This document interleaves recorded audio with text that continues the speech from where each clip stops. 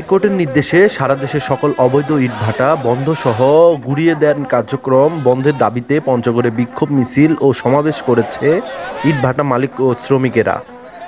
একই সাথে বিক্ষোভ মিছিলে পরিবেশ উপদেষ্টা সৈয়দা রিজওয়ানা হাসানের পদত্যাগের দাবিও তোলা হয়েছে।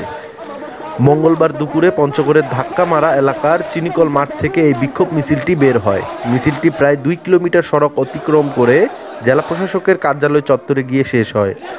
সেখানে সংক্ষিপ্ত সমাবেশে ইটভাটা বন্ধের কার্যক্রম বন্ধের দাবি তুলেন বিক্ষুব্ধরা।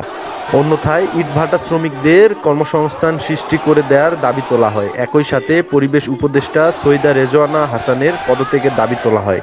পরে জেলা প্রশাসকের হাতে একটি দাবি সম্বলিত স্মারকলিপি তুলে দেওয়া হয়।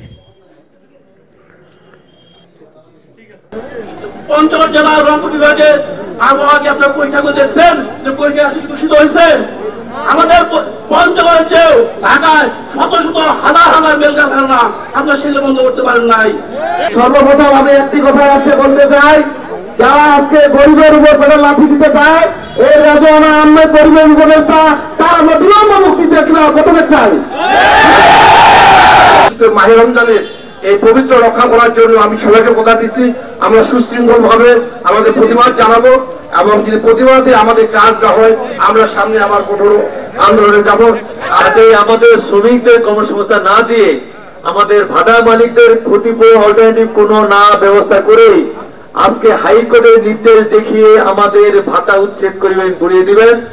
আমার বিশ্বাস আমরা আমাদের পঞ্চগড়ের যারা এখানে আপামর জনসাধারণ আছি, আমাদের এই যে ক্ষুদ্র শিল্পটি, এই শিল্পটি ধ্বংস করার জন্য কোনো ষড়যন্ত্রে লিপ্ত হবেন না।